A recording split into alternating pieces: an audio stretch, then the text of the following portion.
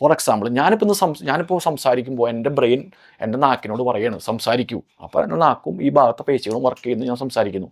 ഇനി ഒരു കപ്പ് ചായ കുടിക്കണമെന്ന് എനിക്ക് തോന്നുകയാണെങ്കിൽ എൻ്റെ ബ്രെയിൻ അപ്പോൾ പറയുന്നു കൈ നീട്ടൂ, ബൈസെപ്സ് മസിൽ റിലാക്സ് ചെയ്യൂ, എക്സ്പാൻഡ് ചെയ്യൂ, ഗ്ലാസ് എടുക്കുന്നു. ഇനി ബൈസെപ്സ് മസിൽ കോൺട്രാക്ട് ചെയ്യൂ, ചുരുക്കുന്നു. അപ്പോൾ ബൈസെപ്സ് മസിൽ എക്സ്പാൻഡ് ചെയ്യുമ്പോൾ അത് പോയി ഗ്ലാസ് മേലേക്ക് പിടിക്കുന്നു, കോൺട്രാക്ട് ചെയ്യുമ്പോൾ അത് അവിടെ എത്തുന്നു, ഞാൻ കുടിക്കുന്നു.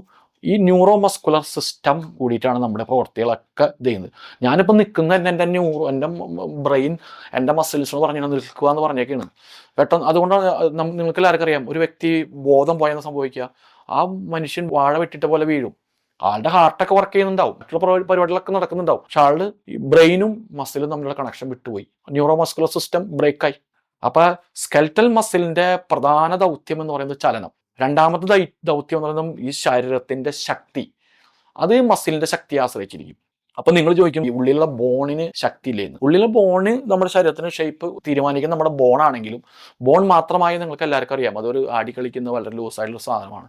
ഈ ബോണിനെ ചുറ്റിപ്പറ്റി നിൽക്കുന്ന ശക്തിയേറിയ മസിലുകൾ, മാംസപേശികളാണ് നമ്മുടെ ശരീരത്തിന് ശക്തിയേറിയ ഒരു ഫിസിക്കും ശക്തിയേറിയ ഒരു രൂപവും സമ്മാനിക്കുന്നത്.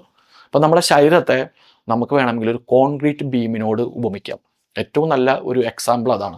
നമുക്കറിയാം, ഒരു കോൺക്രീറ്റ് ബീം ഉണ്ടാക്കുന്നത് ഈ അയൺ ഒരു ഫ്രെയിം, ആദ്യം ഒരു ചെറിയ ഇരുമ്പിൻ്റെ ഫ്രെയിം ഉണ്ടാക്കും, അതിൻ്റെ മേലെയാണ് കോൺക്രീറ്റ് നിറച്ച് അതിനൊരു ബീമാക്കി മാറ്റുന്നത്. ശക്തിയുള്ള കമ്പികൾ ആവശ്യമാണ്, പക്ഷെ അതിനേക്കാൾ ശക്തിയുള്ള നല്ല കോൺക്രീറ്റ് മിശ്രിതം ഇതിനാവശ്യമാണ്. അപ്പം നമുക്ക് ബോണിനെ, നമ്മുടെ സ്കെൽറ്റനെ ഈ ഉള്ളിൽ ഉപയോഗിക്കുന്ന കമ്പിയായിട്ടും അതിൻ്റെ പുറമേ ഇടുന്ന കോൺക്രീറ്റിനെ നമ്മുടെ മസിലായിട്ടും വേണമെങ്കിൽ കമ്പയർ ചെയ്യാം. ഒരു നല്ല എക്സാമ്പിളായിട്ട് എടുക്കാം. അപ്പോൾ ഈ കോൺക്രീറ്റ് ലൂസാണെങ്കിൽ എന്തായിരിക്കും അവസ്ഥ? കോൺക്രീറ്റ് സ്ട്രോങ് അല്ലെങ്കിൽ എന്തായിരിക്കും?